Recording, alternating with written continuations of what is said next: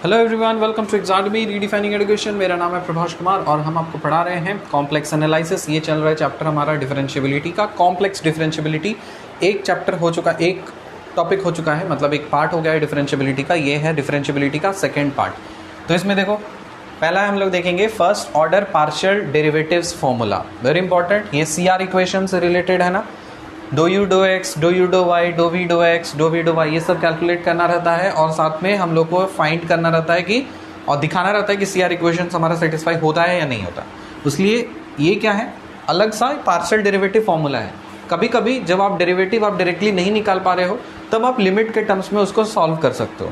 तो इसमें देखो क्या लिखा है, डो यू डो एक्स मतलब आपका u का चेंज है वो x के रेस्पेक्ट में है। तो क्या लिखेंगे, limit u of x plus H comma Y minus u of x Y by H as h tends to 0। Limit का डेफिनेशन ही है, मतलब डेरिवेटिव का है, पार्शियल डेरिवेटिव है, x के रेस्पेक्ट में चेंज है, मतलब x कोऑर्डिनेट में चेंज हो रहा है। तो सिर्फ यहाँ पे x प्लस एच और इधर x, समझ में आया। उसी तरह से यहाँ पे y के रेस्पेक्ट में चेंज हो रहा है तो क्या करेंगे, यहाँ पे y में चेंज करेंगे। यहाँ पे x में चेंज हो रहा है तो x में चेंज करेंगे, y में चेंज हो रहा है तो y में चेंज करेंगे। ठीक है, अंतर ये है कि अगर यहाँ पे u लिखा हुआ है तो यहाँ पे हम u ऑफ u लिखेंगे, यहाँ पे u लिखा है तो u लिखेंगे, यहाँ v लिखा है तो v लिखेंगे। ठीक है, और यहाँ v लिखा है तो इधर v लिखेंगे। ये फॉर्मूला आप याद रखना। इस फॉर्मूला के बेसिस पे कैसे प्रॉब्लम को सॉल्व करते हैं उसको ध्यान दो। Show that the function defined by f of z is equal to root under mod of x y is not analytic at origin. आपको ये दिखाना है कि ये जीरो पे, मतलब ऑरिजिन पे, ऑरिजिन मतलब x की कोऑर्डिनेट की वैल्यू 0 और y की कोऑर्डिनेट की वैल्यू 0। ठीक है, तो ऑरिजिन पे ये फंक्शन एनालिटिक नहीं है even though the CR equations are satisfied. तो इसमें आपको दो चीज़ें करनी है। पहला ये कि आपको ये दिखाना है कि CR इक्वेशन सेटिस्फाई हो रहे हैं, साथ ही ये भी दिखाना है कि एनालिटिक नहीं है। तो हम स्टार्ट करते हैं CR इक्वेशन से। CR इक्वेशंस फाइंड करने के लिए हमको तो ये सारी चीज़ें चाहिए होंगी। तो यहाँ पे मैंने लिखा f of z is equal to root under mod of x y. जब आप इसको कंपेयर करोगे तो f ऑफ z को आप क्या लिख सकते हो, f ऑफ z को आप लिख सकते हो u प्लस आई वी लिखते हैं ना। तो जो इमेजिनरी पार्ट के साथ रहता है उसको v कहलाता है और जो रियल पार्ट के साथ रहता है वो u कहलाता है। तो जब आप इसको कंपेयर करोगे तो यहाँ पे तो कोई इमेजिनरी पार्ट नहीं है, तो इसका मतलब ये है कि u की वैल्यू है root under mod of x y और v क्या हो गया, 0 हो गया। जब आपको u पता चल चुका है और v पता चल चुका है तब आपका क्या करना है, आपको बस इधर फाइंड कर लेना। डो यू डो एक्स फाइंड करना है तो डायरेक्ट डाल दो इसमें, limit u of x h y minus u of x Y by h as h tends to 0। यहाँ पे x कॉमा वाई की वैल्यू है 0 0। क्यों, क्योंकि यहाँ कहाँ पे आप फाइंड कर रहे हो, ऑरिजिन पे। तो ऑरिजिन का मतलब x की वैल्यू 0, y की वैल्यू 0। इसमें पुट करोगे तो क्या हो जाएगा, u of h comma 0 minus u of 0 comma 0 by s h as h tends to 0। अब हमको ये फाइंड करना है u of h comma 0। u of x y हम जानते हैं root under mod of x y होता है। तो u ऑफ h कॉमा 0 मतलब x के जगह पे हम h डालेंगे, y के जगह पे 0 डालेंगे। तो इसमें डालोगे तो क्या हो जाएगा, सब पूरा 0 हो जाएगा। तो ये बन गया 0 हमारा। तो ये जैसे 0 बन गया तो हम क्या बोल सकते हैं, न्यूमरेटर 0 हो गया तो ये डो यू डो एक्स हो गया हमारा 0। इसी तरह से आपको सारी चीज़ कैलकुलेट करके दिखाने हैं। मैंने कैलकुलेट नहीं किया, आपको शो कर दिया ताकि टाइम सेव हो हमारा। सिमिलरली आप फाइंड कर सकते हो डो यू डो वाई 0, डो वी डो एक्स 0 निकलेगा, डो वी डो वाई 0 निकलेगा, क्योंकि आपको पता है v तो 0 है, इसका आप करोगे तो 0 ही नहीं होना। ये आपने दिखा दिया कि हाँ CR इक्वेशंस तो सेटिस्फाइड है। CR इक्वेशंस आप जानते हो ना क्या होता है, आपको सिखाया था मैंने। डो यू डो एक्स ये आपको शो करके दिखा देना है कि डो वी डो वाई के बराबर होता है, साथ ही साथ डो यू डो वाई जो होता है ये होता है minus dough we do x के। तो दोनों ही इक्वेशंस आपके सेटिस्फाई हो रहे हैं तो आप बोलोगे CR इक्वेशंस तो सेटिस्फाई है। लेकिन एनालिटिसिटी चेक करना है हमको, तो उसके लिए क्या चेक करते हैं, डिफरेंशिएबिलिटी। तो डिफरेंशिएबिलिटी जब आप चेक कर रहे हैं कहाँ पे, ऑरिजिन पे। तो at origin z is equal to 0, फिर से लिमिट वाला फॉर्मूला में लगा देंगे। तो f डैश 0 को क्या लिख सकते हो, limit f of z minus f of 0 by z minus 0 as z tends to 0। यहाँ पे f ऑफ z आपको पता है क्या दिया हुआ है, root under mod of x y. यहाँ पे आपने लिख दिया क्योंकि f ऑफ 0 मतलब ये तो 0 ही हो जाएगा, तो इधर वाला टर्म गायब हो गया, सेकेंड वाला टर्म बचा क्या, f of z by z। तो f ऑफ z के जगह पे लिखा है root under mod of x y और z के जगह लिखा हुआ है x plus i y, z tends to 0। ये आपका एक टेम्पलेट बन गया। अब इसको आपको दिखाना है कैसे, अलॉन्ग y एक्सिस। आपको तरीका मैंने सिखाया था, अलॉन्ग y एक्सिस दिखा जाओगे, फिर अलॉन्ग x एक्सिस जाओगे और फिर along y is equal to mx जाओगे। अगर ये तीनों की वैल्यू सेम आ जाती है तो हम बोलेंगे कि हाँ डिफरेंशिएबल है उस पर्टिकुलर पॉइंट पे, लेकिन अगर सेम नहीं आती है तो हम बोलेंगे कि डिफरेंशिएबल नहीं है। जब x अलॉन्ग y एक्सिस पे जाते हैं तो सबसे पहले लिमिट डालना रहता है, x टेंड्स टू 0, पुट करोगे तो ये 0 आ जाएगा, ठीक है। y अलॉन्ग x एक्सिस में y टेंड्स टू 0 पहले डालना रहता है, ये डालोगे तो आ जाएगा 0। थर्ड में along y is equal to mx जब हम लोग डालेंगे तब यहाँ पे क्या आ जाएगा, root under mod m by 1 plus i m.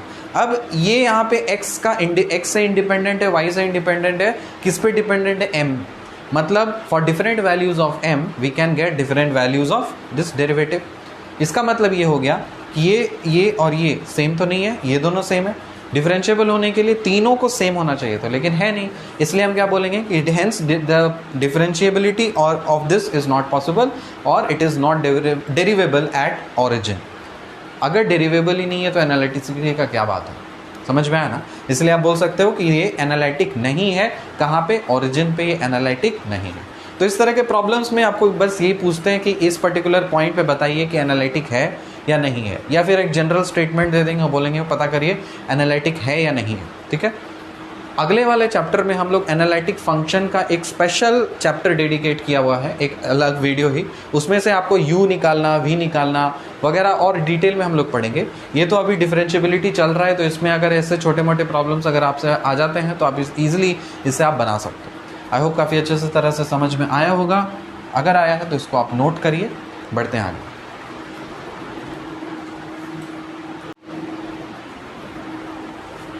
अब देखते हैं हम लोग कॉची रीमैन इक्वेशंस। ये हम लोग पहले देखे भी थे, थोड़ा सा रिकैप कर लेते हैं।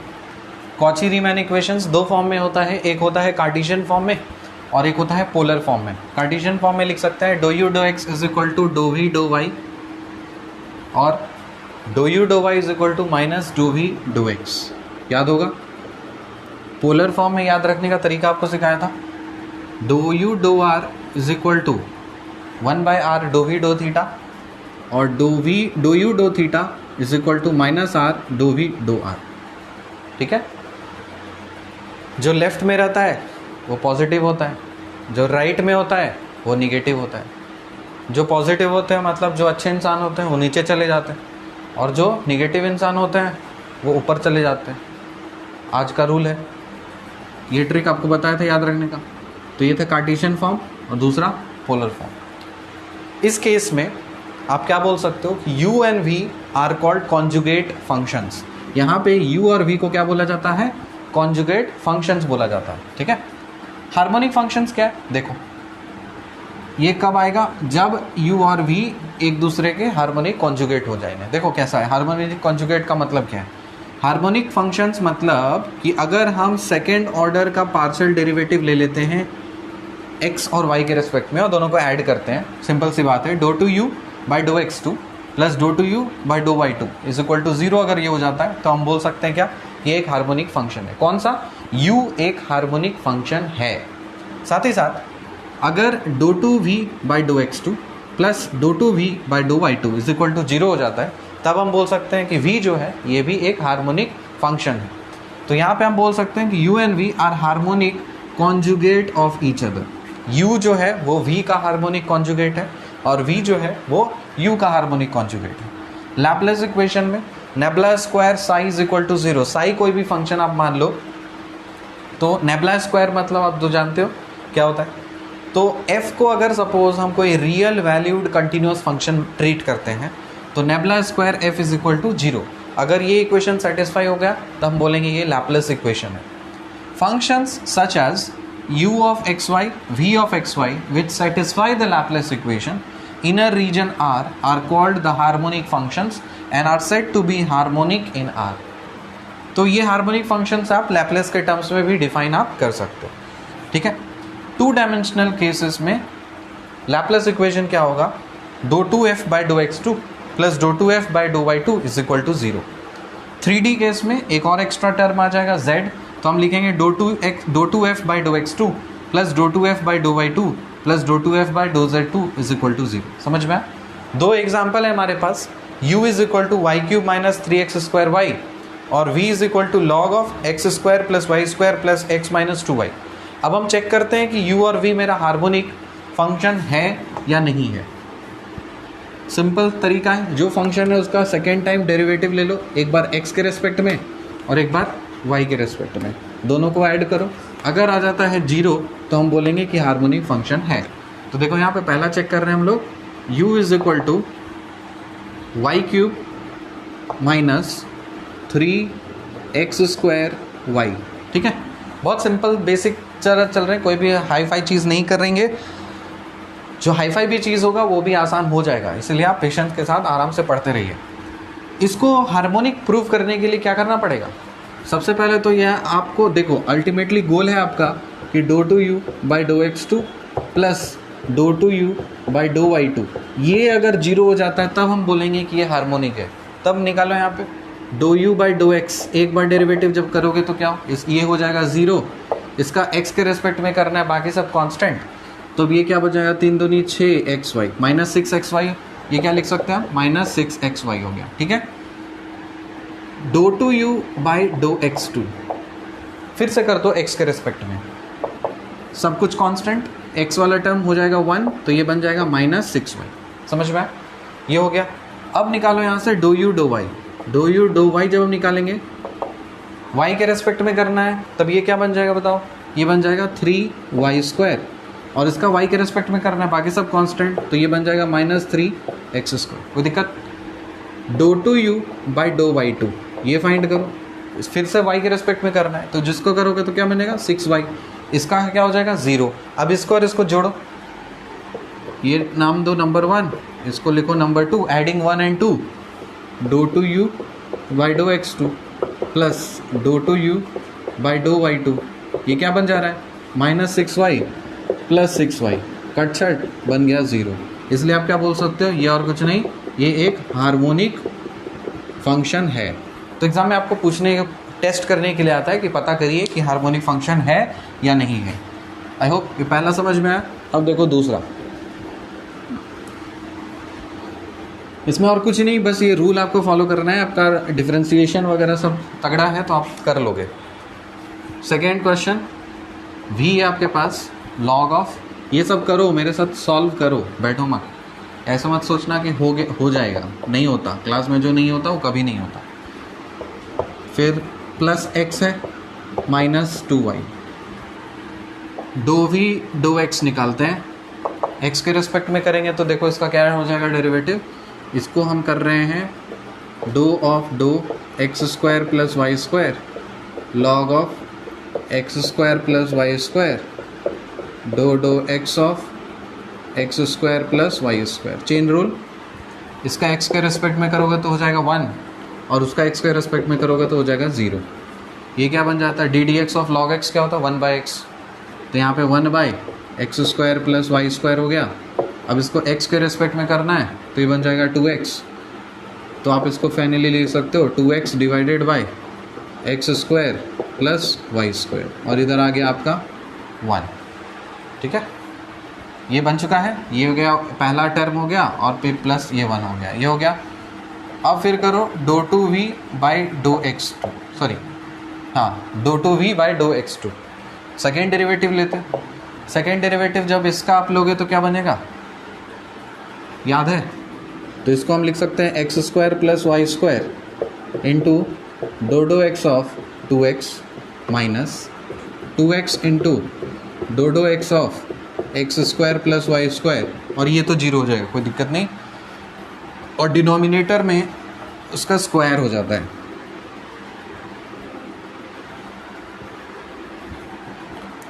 बाई क्या हो जाएगा, x² प्लस y² इसका होल स्क्वायर, सिंप्लीफाई करो, ये हो जाएगा 2, तो इसको हम लिख सकते हैं 2 times x² plus y² minus, ये इसको करोगे तो 2x आएगा, 2x इंटू 2x मतलब 4x², 4x², और नीचे में आ गया क्या, x² प्लस y² का होल स्क्वायर। ठीक है, इसको थोड़ा सिंप्लीफाई करते हैं तो ये बन जाएगा 2x² माइनस 4x² मतलब minus 2x², so minus 2x² और प्लस 2x प्लस 2y², और डिवाइडेड बाई नीचे आ जाएगा क्या, x² प्लस y² का होल स्क्वायर। तो इसको अभी हम छेड़े नहीं है, रहने दो, क्योंकि हमको पता है फाइनली ऐड करके काटना छाटना रहता है। तो ये हो गया मेरा पहला पार्ट, हम पहला लिख देते हैं यहाँ पे, डो two v by dough x2 अगर हम फाइंड किए थे तो ये मिला था -2x² plus 2y² divided by x² plus y² का होल स्क्वायर। अलग रहने दो। अब इसको y के रेस्पेक्ट में फाइंड करते हैं।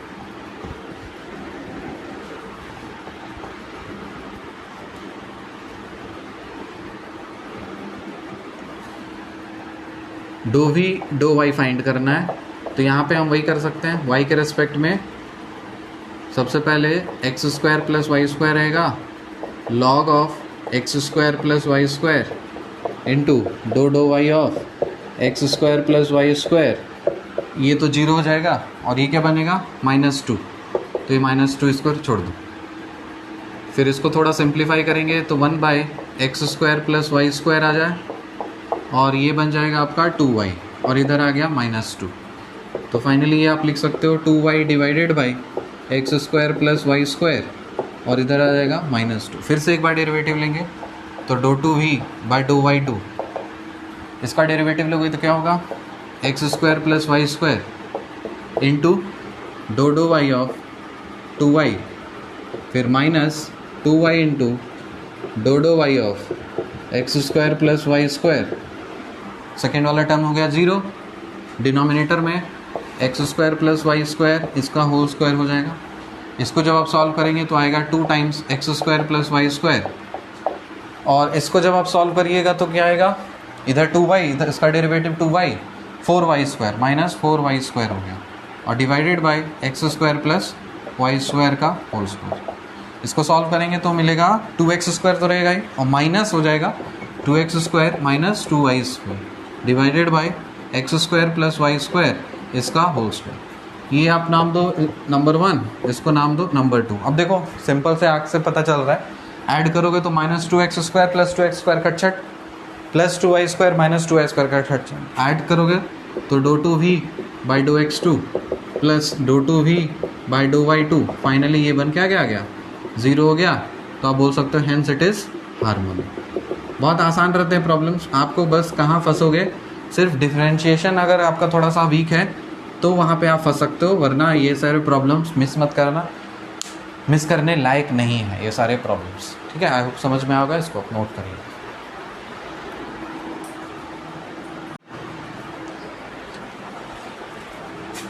अभी तक जितना हम लोगों ने सीखा उसको थोड़ा सा अप्लाई करना सीखते हैं। देखो यहाँ पर using the definition find the derivative of w is equal to f of z is equal to z³ minus 2z। ये फंक्शन है z³ minus 2z at the point where z is equal to z0 और z is equal to -1। मतलब इसका आपको derivative find करना है कहाँ पे, z is equal to z0 पे और साथ ही साथ z इज इक्वल टू -1 पे।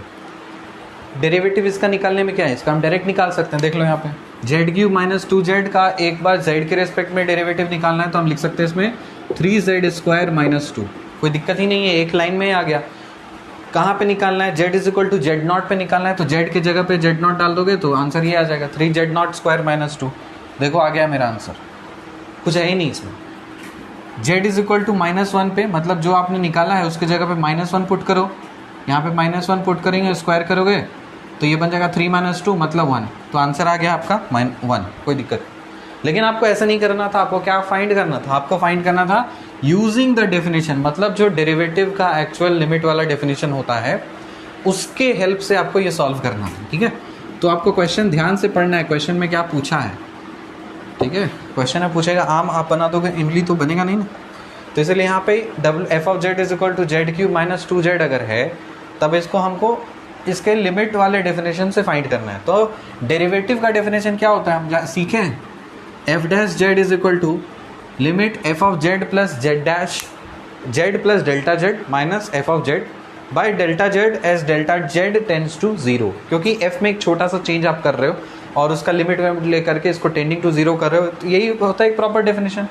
तो क्या किया मैंने, f ऑफ z मुझे पता है z³ माइनस 2z होता है, तो f of z plus delta z ये भी चाहिए मुझे, तो इसमें पुट करेंगे तो हमको ये मिलेगा। मैं एक्सपैंड नहीं कर रहा हूँ क्योंकि टाइम सेव करेंगे, ये सब आप ऑलरेडी सीख चुके हैं। इसलिए मैं स्टार्टिंग से फंडामेंटल्स, हम लोग जो लेक्चर डिज़ाइन करते हैं किस लिए डिज़ाइन करते हैं, ताकि आपको फंडामेंटल्स पता हो। फंडामेंटल्स ऑलरेडी हम लोग सीख चुके हैं तो वो सब बार बार रिपीट करने का अननेसेसरी टाइम वेस्ट ना हो उसमें, इसीलिए ये सब चीज़ें स्किप करने के लिए आपको स्टार्टिंग में फंडामेंटल्स बता दिया जाता है। तो फंडामेंटल्स आपका स्ट्रॉन्ग है तो मैं एज्यूम करके चल रहा हूँ कि आपको पता है कि आप इसमें पुट करोगे तो इसको कैसे एक्सपैंड करोगे। कोई भी बच्चा भी कर देगा, तो वो टाइम नहीं कर रहे हैं यहाँ पे, किल नहीं करना है। एफ ऑफ जेड निकालोगे, F of z plus delta Z निकालोगे, इसको पूरी तरह से एक्सपैंड करोगे, ठीक है। फिर यहाँ सब्सटीट्यूट करोगे, माइनस करोगे, डेल्टा जेड डिवाइड जो कुछ भी काटना छाटना है, लिमिट फाइंड करोगे। फाइनली जो आपका कट छट के आंसर आएगा वो ये आएगा 3z² - 2। करके देखो, ये करके देखना खुद से। तो आपका पहला सवाल है कि जब z के जगह पे z0 पुट करोगे तो क्या आएगा आंसर। तो यहाँ पे आपने फाइंड किया है 3z² - 2, तब z के जगह z0 डालोगे तो 3z² - 2 आ जाएगा। साथ ही साथ दूसरा पार्ट में सॉल्व करना है z = -1, तो यहाँ पे क्या करोगे, z0 के जगह पे या z के जगह पे -1 डालो तो आ जाएगा 1। आई होप ये पहला समझ में आएगा। दूसरा देखो, show that ddz of z conjugate या z bar does not exist anywhere. इस कहने का ये मतलब, या तो क्वेश्चन ऐसे पूछेगा या फिर ऐसे पूछ सकता है कि ये वाला जो फंक्शन है ये एनालिटिक कहीं नहीं है। तो उसको सॉल्व करने के लिए आपको बस ये रूल पता होना चाहिए, किसी भी फंक्शन को एनालिटिक होने के लिए ये चीज़ कराना पड़ता है, फंक्शन कंटिन्यूस होना चाहिए, डिफरेंशिएबल भी होना चाहिए और CR इक्वेशंस को सेटिस्फाई कराना चाहिए। तो मैं सिर्फ रूल लिख रहा हूँ, इसको आप अच्छे से, जो ब्रॉड डिस्क्रिप्शन होता है वो आपका काम है लिखने का। मैं हर क्वेश्चन का वैसे नहीं लिख सकता क्योंकि वो पॉसिबल नहीं होगा कराना, और लेक्चर्स बहुत सारे बनाने पड़ेंगे। तो हमें कोर्स भी कंप्लीट करना है, आपको फंडामेंटल्स भी देना है। तो लिमिटेशन में जहाँ जहाँ जो चीज़ आसान होगा वो सिर्फ हम उसका रूल्स बता देंगे, जहाँ जो चीज़ डिफ़िकल्ट होगा उसका हम सॉल्व करेंगे। जैसे ये क्वेश्चन है, काफ़ी अलग टाइप का क्वेश्चन है, इसमें फंसने का चांसेस ले, इसको इसमें पूरी तरह से सॉल्व करूँगा, इसमें फंसने का चांस नहीं है। कंटिन्यूस है, क्यों कंटिन्यूस बोलोगे इसको, कंटिन्यूस है ना, चेक करो कंटिन्यूस है या नहीं। हाँ है, क्योंकि हम सिखा चुके हैं, कोई भी पॉलिनोमियल ले लो कंटिन्यूस ही होता है। तो बोलोगे since it is a polynomial hence it is continuous everywhere. अब ये पूरा स्टेटमेंट तो हम नहीं लिखने वाले, नहीं है तो आपको लिखना है, ठीक है। तो हम शॉर्ट में लिख दे रहे हैं कंटिन्यूस, क्यों, क्योंकि पॉलिनोमियल है। क्या ये डिफरेंशिएबल है, नहीं डिफरेंशिएबल नहीं होगा, क्योंकि वही जो आपको वो कौन रूल करना था, along y axis, along x axis, along y = mx, जब करोगे तो तीनों का वैल्यू सेम नहीं आएगा, इसलिए हम बोल सकते हैं नॉट डिफरेंशिएबल। वो करके दिखाना है आपको क्वेश्चन में, ठीक है। साथ ही साथ CR इक्वेशंस नॉट सेटिस्फाई, करके देखोगे तो CR इक्वेशन सेटिस्फाई नहीं होगा, इसीलिए हम क्या बोल सकते हैं, yes it is not analytic everywhere, ठीक है ना। ये हो गया आपका काम। प्रूव दैट ये वाला जो फंक्शन है ये हार्मोनिक है। तो इसमें क्या करना है, हार्मोनिक सिखाएं आपको। एक बार dou by dou(x2) plus dou by dou(y2) = 0। बस यही आपको 2 बार डेरिवेटिव लेकर के ऐड करके दिखा देना है, ये 0 आएगा, 100% ये 0 आएगा ही आएगा। आते हैं हम लोग ये इंपॉर्टेंट क्वेश्चन में, इस क्वेश्चन को स्टार लगा दो क्योंकि अधिकतर जनता इसमें फंस जाती है, कैसे इंटीग्रेट करेंगे। ऐसा क्वेश्चन हम लोग एनालिटिक फंक्शन वाले चैप्टर में डील करेंगे, अगले वाले चैप्टर में, but for the time being आपको हम बता देते हैं कि इसको इंटीग्रेशन में कहाँ पे फंसने का चांस है वो सिखाएंगे आप। तो इसको आप नोट करिए, पॉज करिए वीडियो, खुद से सॉल्व करिए और आंसर मैच करिए।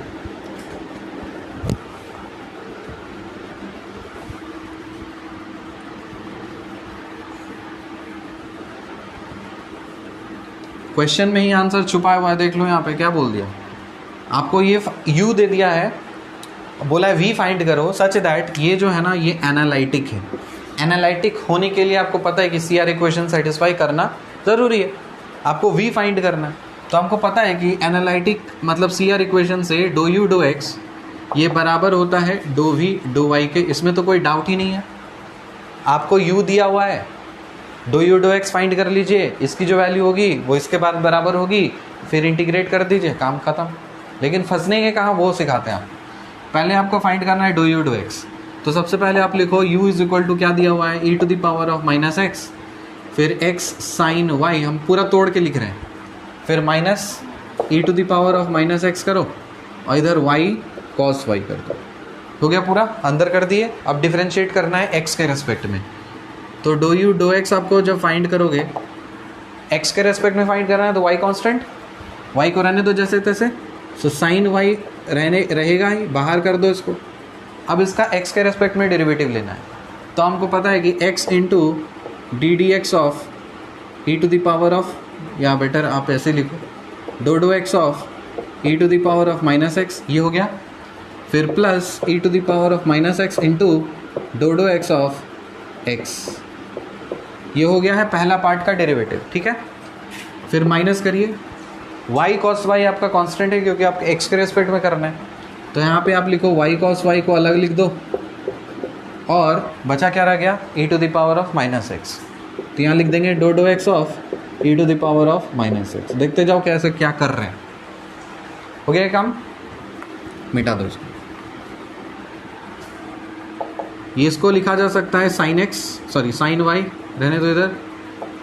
अंदर में इसका डेरिवेटिव लेना है, तो e to the power of x का डेरिवेटिव होता है e to the power of x, e to the power of minus x का होता है minus e to the power of minus x, तो माइनस साइन बाहर आ जाएगा, तो minus x e to the power of minus x हो गया। ये इसका हो जाएगा 1, तो यहाँ पे आप लिख सकते हो e to the power of minus x, कोई दिक्कत नहीं।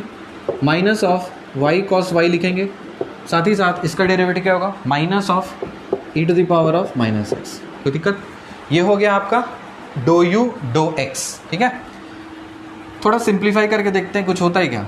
इसको जब अंदर आप तोड़ोगे तब ये क्या बनेगा minus x e to the power of minus x sine y, पहला पार्ट, फिर प्लस कर दीजिए e to the power of minus x sine y, फिर minus e to the power of minus x y cos y. ये बन गया है आपका डो यू डो एक्स। और आप कॉची रीमैन इक्वेशन से जानते हो कि डो यू डो एक्स और कुछ नहीं डो वी डो वाई होता है, तो इसको भगा करके हम डो वी डो वाई बोल सकते हैं। क्यों लिखे? क्योंकि क्वेश्चन में आपको बोला था कंडीशन एनालिटिक है, तभी हम लिख पा रहे हैं, नहीं बोलता तो नहीं लिख पाते। ये है ना। अब क्या करना है, यहाँ पे आपको इसको इंटीग्रेट कर देना है, तो ये क्या करोगे, इंटीग्रेट कर दो। इंटीग्रेटिंग लिखो, integrating with respect to y. सोच लो हम लिख दिए, तुमको लिखना है integrating with respect to y. जब इसको दोनों साइड आपको इंटीग्रेट करना है, किसके रेस्पेक्ट में, वाई के रेस्पेक्ट में इंटीग्रेट करना है। तो ध्यान रहे यहाँ पे जब हम y के रेस्पेक्ट में इंटीग्रेट कर रहे हैं तो x कांस्टेंट रेट नहीं होगा। क्या बोले, पार्शियल डेरिवेटिव लेते हैं, तो यहाँ पे पार्शियल डेरिवेटिव जैसे x के रेस्पेक्ट में लेते हैं ना, तो y को कांस्टेंट लेते हैं। पार्शियल डेरिवेटिव y के रेस्पेक्ट में लेते हैं तो x को कांस्टेंट लेते हैं। लेकिन जब इंटीग्रेशन कर रहे हैं तो वैसा मत कर देना कि यहाँ पे हम y के रेस्पेक्ट में कर रहे हैं तो x को कांस्टेंट लेना है, नहीं, वैसा नहीं लेना है। देखो क्या करना है, आप यहाँ पे जब इसको आप इंटीग्रेट करोगे तो आपको ये v मिल जाएगा, कोई दिक्कत नहीं। अभी फ़िलहाल के लिए एज्यूम करके चलो कि x कांस्टेंट है, बता रहे x कांस्टेंट है, उसको कंपनसेट करने के लिए हम लास्ट में कुछ कर देंगे, लेकिन x कांस्टेंट नहीं होगा, रियलिटी में x कांस्टेंट नहीं होगा। तो देखो पहले मान के चलो x कांस्टेंट है, लास्ट में हम उसको कंपनसेट करेंगे। x minus x e to the power of minus x क्या है, ये कांस्टेंट, ठीक है, बाहर फेंक दो इसको। तो लिखेंगे इधर क्या, minus x e to the power of minus x. Assume करके चल रहे हैं लेकिन है नहीं, ठीक है। साइन वाई का आपको इंटीग्रेशन करना है, किसके रेस्पेक्ट में, वाई के रेस्पेक्ट में। तो साइन वाई का क्या होता है इंटीग्रेशन, ये होता है माइनस। तो यहाँ पे आप क्या लिखोगे, माइनस कॉस वाई आ जाएगा, ठीक है।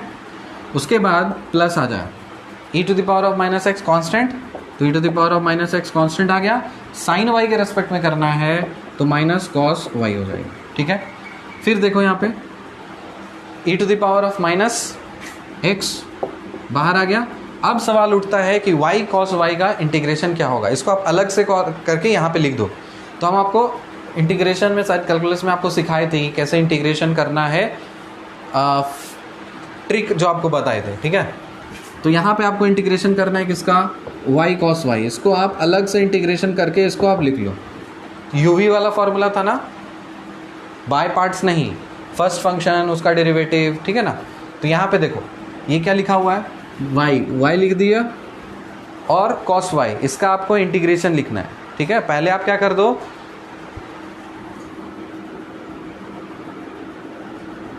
पहले आपने ये लिखा तो ये वाला फंक्शन एज इट इज लिख दिया। दूसरा फंक्शन उसका इंटीग्रेशन करो, इसका इंटीग्रेशन cos y क्या हो जाएगा, sin y हो जाएगा। तो इसका कर दो आपका sin y। इसके बाद क्या करना है, इसका डिफरेंशिएशन, इसका इंटीग्रेशन, इसका डिफरेंशिएशन, इसका इंटीग्रेशन। चेन रूल याद है। तो यहाँ प्लस है तो इधर हो जाएगा माइनस, इसका डिफरेंशिएशन करोगे तो क्या हो जाएगा, 1 हो जाएगा। इसका इंटीग्रेशन करोगे तो क्या हो जाएगा, माइनस कॉस वाई हो जाएगा। तो यहाँ पे आप लिखोगे माइनस कॉस वाई। इसके बाद आप कुछ भी करोगे तो 0 हो जाएगा। इसका यही लिमिटेशन था कि कोई ऐसा फंक्शन होना चाहिए जिसका डेरिवेटिव किसी पॉइंट के बाद 0 हो जाए, है ना। तो ये वाला हमको मिल चुका है यहाँ पे। तो फाइनली इसका हम लिख सकते हैं क्या, y sin y minus minus plus cos y. तो इसको जब आप इंटीग्रेट करोगे तो आपको ये मिलेगा। विश्वास ना हो तो इसको डेरिवेटिव ले लो इसका, आपको यही मिल जाएगा। कर लो इसका डेरिवेटिव करो, इसका डेरिवेटिव करो। इस पे किसके रेस्पेक्ट में किया था? y के रेस्पेक्ट में इंटीग्रेट किया था, तो y के रेस्पेक्ट में इसको डेरिवेटिव ले लो। जब डेरिवेटिव इसका लोगे तो क्या बनेगा बताओ? ये y into d by d y of sine y, sine y क्या हो जाएगा? कॉस वाई, ठीक है। उसके बाद फिर प्लस करो, प्लस साइन वाई हो जाएगा, कोई दिक्कत? और इधर इसका डेरिवेटिव क्या हो जाएगा? कॉस वाई का माइनस साइन वाई हो गया, तो कितना हो गया? Minus sign Y. कट छट गया, क्या बच गया? Y cos y. क्या ये वही चीज़ है? अरे हाँ। तो इसका मतलब ये कि जो अभी हमने इंटीग्रेशन सॉल्व किया ये बिल्कुल 100% सही है। तो इसको हम लिखेंगे इंटीग्रेशन वाई कॉस वाई का है, ये आ गया y sine y plus cos Y.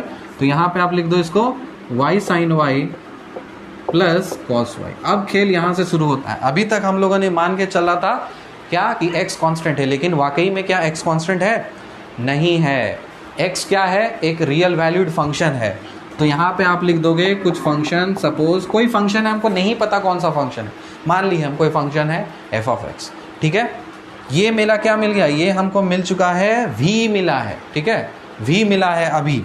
लेकिन ये तो हम एक्स्ट्रा है ना, अननेसेसरी चीज़ है, इसको हमको थोड़ा भगाना पड़ेगा। इसको हमको कांस्टेंट के टर्म्स में रहता तो कोई दिक्कत नहीं था, यहाँ पे कोई अननेसेसरी एक्स्ट्रा फंक्शन आया है, तो ये आंसर सही नहीं है। आपको क्या करना पड़ेगा? देखो, आपको ये चीज़ फाइंड करना पड़ेगा। क्या? जैसे आपने ये फाइंड कर लिया v इज इक्वल टू ये, यहाँ से अब ये आप फाइंड कर लो डो v डो x क्या होता है। यहाँ से आप फाइंड करो डो v डो x क्या होता है। इसका एक बार आप डेरिवेटिव ले सकते हो, कोई दिक्कत नहीं। इसको फाइंड करो आप डो v डो x। मैंने सॉल्व किया, मैं इसको करके दिखा देता हूँ। यहाँ से आप फाइंड करोगे डो v डो x, ठीक है, और ये बराबर हो जाएगा आपका माइनस डो u डो y के। तो जब आप सॉल्व करोगे इसको तो ये आएगा e to the power of minus x cos y, फिर plus minus x e to the power of minus x cos y,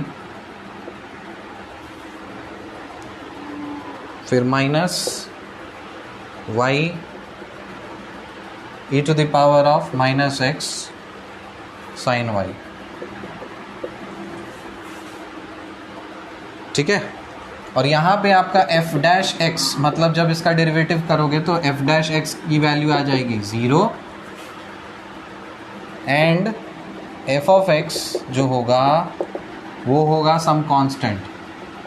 तो इसको आप कुछ कांस्टेंट की तरह ट्रीट कर सकते हो। तो फाइनली जो आपका v मिलेगा, v जो मिलेगा आपका v is equal to e to the power of minus x y sine y, simplify कर लेना, मैं सिंप्लीफाई नहीं कर रहा हूँ, प्लस एक्स कॉस वाई, क्योंकि उसमें बहुत टाइम किल होता है, तो वो सब करने के लिए आप करोगे, आपको फाइनली ये आंसर मिलेगा, ठीक है। अगर ये आपका इंटीग्रेशन वाला चीज़ अगर आप समझ में नहीं आया, फिर से आप इसको रिपीट करके देखो, और अगर दिक्कत हो तो मेरे से पूछ लेना बाद में। साथ ही साथ ऐसा वाला प्रॉब्लम्स हम लोग अगले चैप्टर में करेंगे, डोंट वरी, क्योंकि एक नया चीज़ तरह का था, आई होप बहुत लोगों को पचेगा नहीं है। और एनालिटिक फंक्शन वाला जो चैप्टर है उसमें हम लोग डिटेल में और चीज़ देखेंगे। बस एक नया मिल गया था मेरे को अपने नोट्स में, तो मैंने आपको बता दिया। आई होप आपको समझ में आया होगा। समझ में आया तो अच्छी बात है, नहीं समझ में आया तो कोई दिक्कत नहीं, फिर से अगले चैप्टर में इसको बता दिया जाएगा, इसको आप नोट करिए।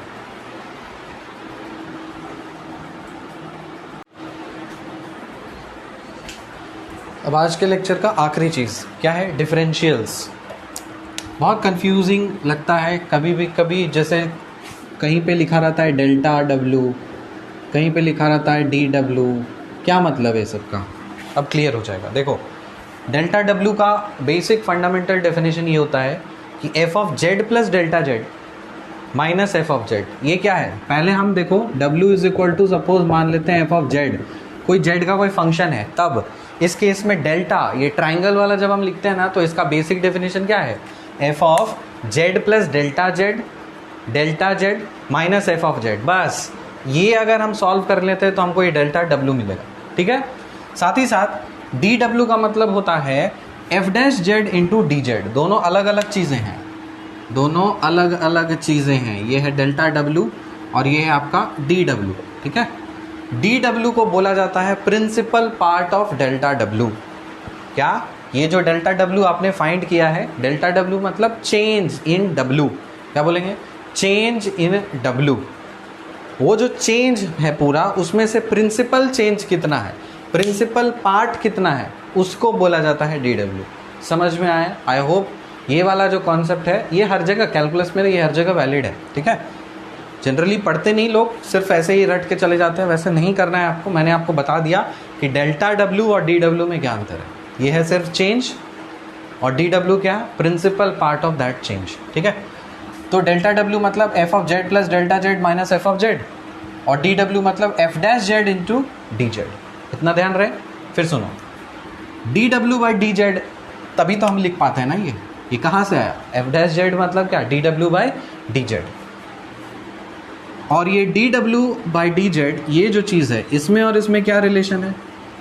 Delta W by delta Z जब आप फाइंड करते हो, उसमें जब आप लिमिटिंग डाल देते हो, मतलब लिमिटिंग सेंस में जब डिनोमिनेटर आपका टेंडिंग टू जीरो होता है, तब ये कन्वर्ट हो जाता है, डेल्टा कन्वर्ट हो जाता है डी में, ठीक है।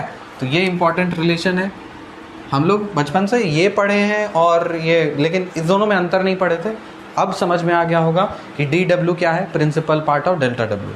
एक एग्जांपल से समझते हैं, सब चीज़ क्लियर हो जाएगा। जैसे यहाँ पे कोई फंक्शन है w is equal to f of z, z cube minus 2z square, ये एक फंक्शन दिया हुआ है, w is a function of z, ठीक।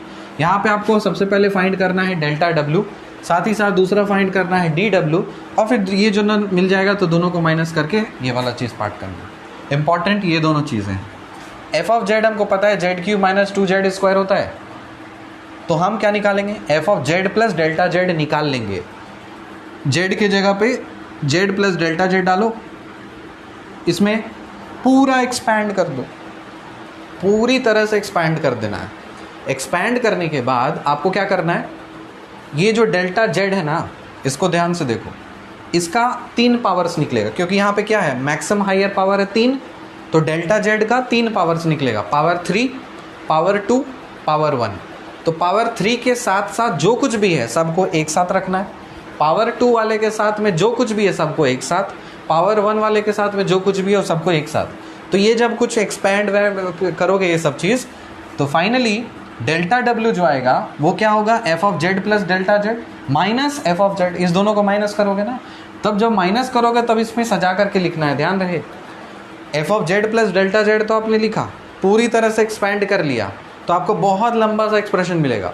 इसमें से पहला वाला एक्सप्रेशन को माइनस करोगे, जो कुछ भी बचेगा उसको अब सिंप्लीफाइड वर्जन में लिखना है। कैसे? पावर 3 वाले के साथ एक टर्म, पावर 2 वाले के साथ जो कुछ भी है सबको एक साथ, और पावर 1 वाले के साथ में जो कुछ भी है सबको एक साथ। देखो यहाँ पे लिखा, पावर 3 अलग है, पावर 2 वाले के टर्म्स एक साथ है, और पावर 1 वाले के साथ एक साथ है। जो आपका पावर 1 वाले के टर्म्स के साथ होगा उसी को हम डी डब्ल्यू बोलेंगे। क्या बोलेंगे? D W. देखो यहाँ डी डब्ल्यू मतलब ये क्या हो जाएगा? 3z स्क्वायर, देखो यहाँ पे 3z स्क्वायर माइनस 4z है तो लिख दिया, और डेल्टा जेड के जगह पे और डी जेड लिखा जाएगा। तो ये इसको, ये जो पार्ट है ना, इसको बोला जाता है प्रिंसिपल पार्ट। ये जो पार्ट है पूरा, यहाँ से यहाँ तक जो मैंने पूरा शेड किया आपको गोला में डाला, ये है आपका प्रिंसिपल पार्ट जो डेल्टा जेड के साथ में है, इंक्लूडिंग डेल्टा जेड, ये हो गया आपका प्रिंसिपल पार्ट, ठीक है। तो इसी प्रिंसिपल पार्ट को बोला जाता है डी डब्ल्यू। अब कंपेयर करो, इसको कंपेयर करो, इसको कंपेयर करो, D W D W, D Z D Z, और ये क्या है? यहाँ जो कुछ भी है वो चला गया एफ डैश, ठीक है। यहाँ पे डेल्टा हम लिखे हैं डी के टर्म्स में, डब्ल्यू के साथ में डी लगाए हैं, इसलिए यहाँ पे जेड के साथ में डी लगाए हैं। तो प्लीज़ यहाँ पे कंफ्यूज मत हो जाना, सर यहाँ आप डेल्टा जेड की जगह डी जेड क्यों लिख दिया? अरे प्रिंसिपल पार्ट लिखे हैं, प्रिंसिपल पार्ट को हम लोग डी डब्ल्यू से शो करते हैं, इसलिए यहाँ पे लिखा हुआ है डी, इसलिए ये रहेगा डी। समझ में आया? तो ये वाला जो चीज़ है, इसको पहला वाला टर्म हम लोगों को क्लियर हो गया, क्या? डेल्टा डब्ल्यू फाइंड करने का। साथ ही साथ डेल्टा डब्ल्यू में से जो प्रिंसिपल पार्ट होता है वो डी डब्ल्यू होता है। अब दोनों को माइनस करने में तो कौन बड़ा बात है, दोनों को माइनस करोगे तो मिल जाएगा, ये बात हो। समझ में आया? आई होप काफ़ी अच्छे से आज का लेक्चर आपको समझ में आ गया होगा। अगर समझ में आया हो तो फैला दीजिए सबके साथ, खुद भी नहीं पढ़िए, दूसरों को भी पढ़ने में मदद करिए। आप अगर सुविधा का फ़ायदा उठा रहे हैं तो आपका दायित्व बनता है कि आप दूसरों को भी ये ज्ञान पहुँचाएँ। मिलते हैं आपसे अगले लेक्चर में, तब तक के लिए बाय।